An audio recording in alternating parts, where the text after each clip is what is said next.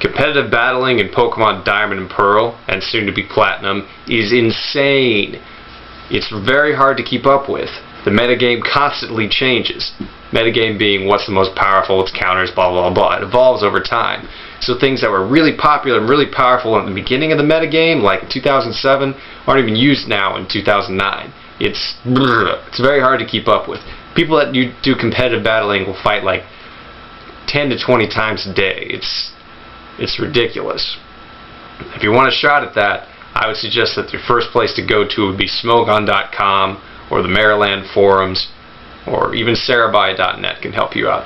Places like that. Smogon.com is a great way to learn about competitive battling, and in fact they even have some apprentice or master apprentice programs if you're really into it. I myself have only fought one person, and he kicked my ass.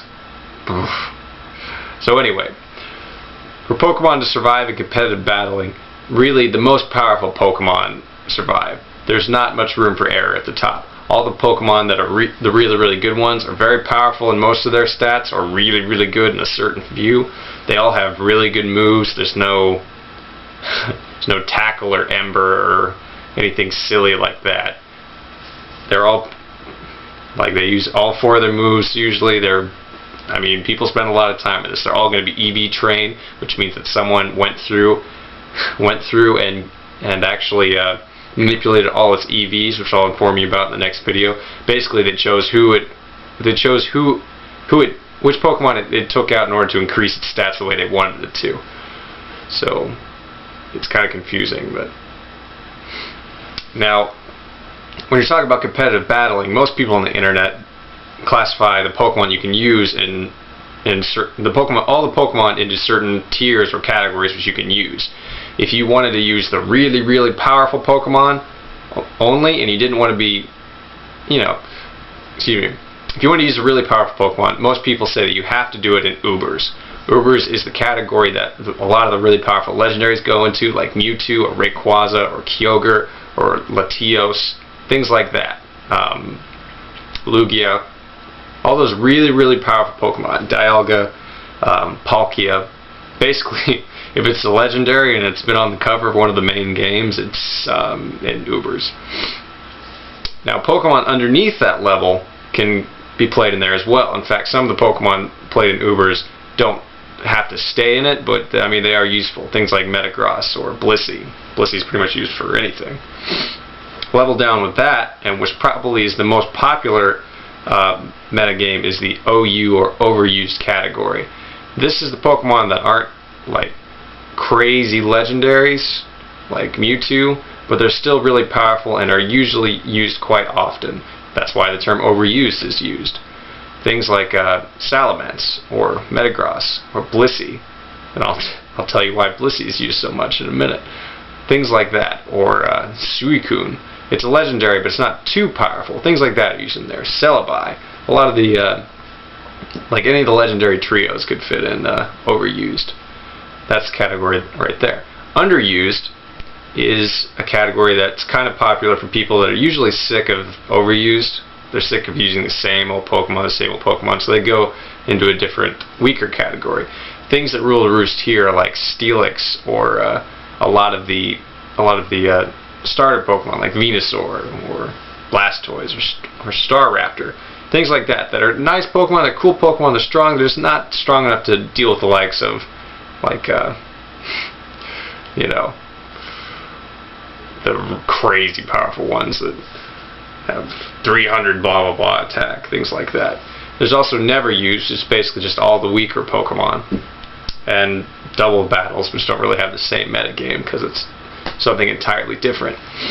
Now there's a lot of terminology in use for competitive battling. People toss around terms like sweepers and walls. Well, what the hell does that mean? Okay, I'll try to explain.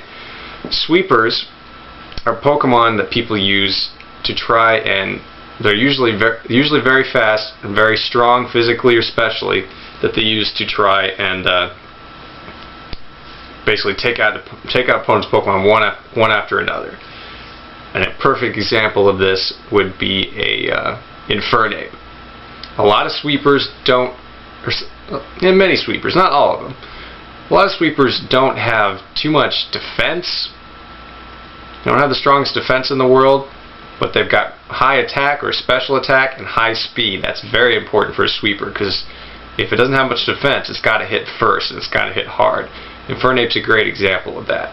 Walls are what people are.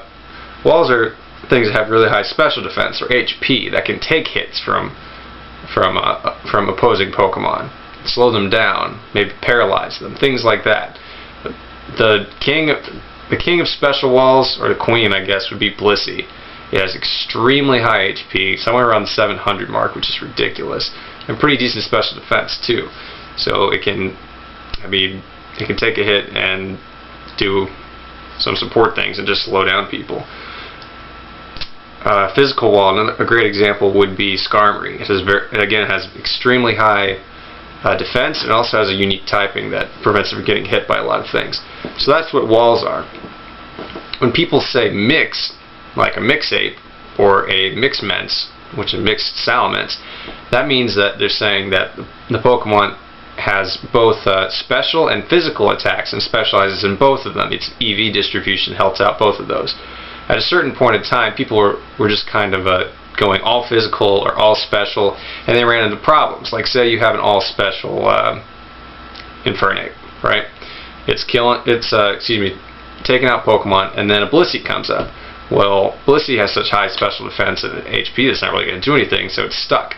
But if it was mixed, say it had a powerful physical attack with it too, it could take it out real easily. That's why people start doing that. It shows how the metagame's evolved over time. Another term that people throw out all the time is bulky waters. Well, what the hell is bulky water? Bulky water, it's pretty much what it sounds like. There's so many water Pokemon that have, high defense and HP that it's just its own genre within the Pokemon. Perfect example of this would be Suicune or Vaporeon, or at a time Melodic. Things like that. There's a rather large list going on. So that's what that means. Certain items are commonly used on different Pokemon. For sweepers, for example, a lot of them will use a choice band or a choice scarf. This ups their either attack or special, but only allows them to do one move. So it's really powerful, but it gives the opponent the chance to figure out something else to do. When you use something like that, it either has to be a really good choice and move, or you're going to have to switch out afterwards. Like say you had a choice band on an Infernape, and it used a fighting move, really powerful fighting move, took out the opponent in one hit. Well, if that Pokemon if the other trainer brings in a Gengar or something, it's not going to be able to do anything because fighting doesn't hit it, so it'd have to switch it out. Things like that. There is a lot of switching in competitive play. They switch out all the time, which is why certain moves are also very powerful. Things like Stealth Rock or Spikes. Stealth Rock being very important because if you only use it once, it can actually get rid of 50% of some Pokemon's health, including Moltres, things like that. Substitute is used a lot. Earthquake is used a hell of a lot. Very powerful dragon moves are used a lot, since a lot of the dragon's very powerful. That's kind of how competitive play works. In the next video, I'll tell you about EV training and how to do it easier so you can make your Pokemon for competitive play a lot easier.